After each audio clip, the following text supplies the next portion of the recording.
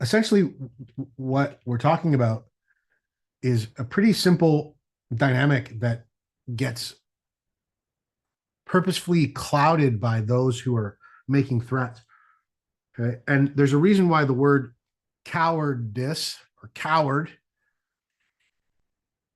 also contains the word cower, because that's what cowards do. They cower. What do they cower in the face of? Courage. You can kind of count on that like gravity most times. And that's the thing that people want to keep hidden from us, right?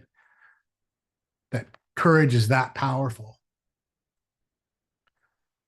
So essentially, what we're talking about is the idea of how to dismantle the seemingly presented atomic bomb of a threat, right? And how to differentiate a threat from a promise, because they're very different in energy, they're very different in presentation. And when we can do that, essentially what we do is take the power back, because cowards will talk a lot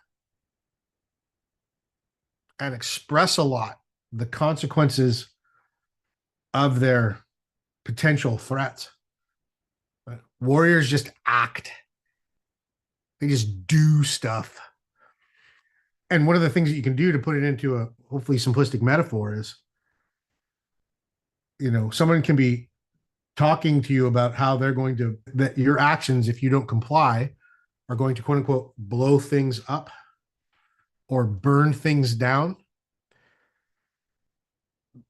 The action there, and we can talk about it specifically, of course, but in this metaphor, is akin to you responding to that threat by lighting the match yourself,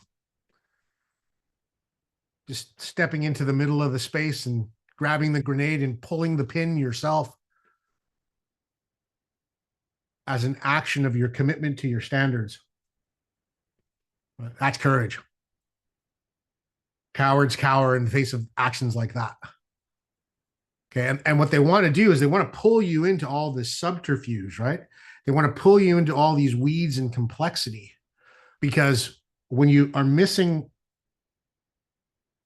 harnessing the power of the actual vulnerable truth, then you got to say a lot of words. You got to put forward a lot of things that, if you do them with enough polish, look like explanations.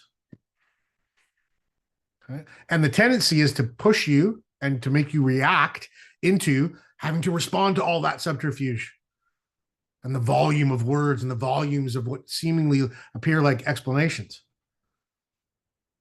And if you react to that, you will do that. You will respond in that. You will react in that way. And then the game continues, right?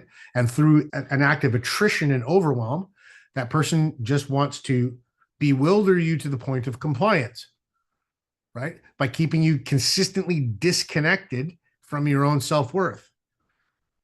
Because if they do that, you lose sight very consistently and in any meaningful way, any embodied way, of your own standards. Then you're easy to control. That's the goal. Okay. So the remedy to that is not to get caught up in the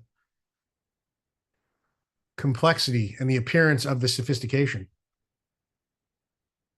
The remedy to that is to stay connected to what we could call the truthiest truth, the thing that feels truest to you.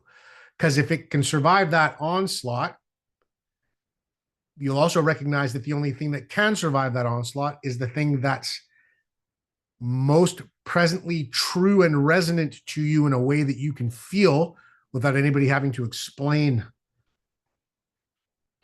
That's how you stay connected to your worth. That's how you live and express your dignity. That's how you display courage and uphold your standards. Do that a couple, 3 times in a row. Not only will the coward cower, the coward will retreat and take their empty threats with them. Not because you're trying to be big and bad and tough, not because your ego's bigger than theirs, not because, You've magically befuddled them into thinking that you're more powerful with your threats. But because your commitment is in more alignment than theirs,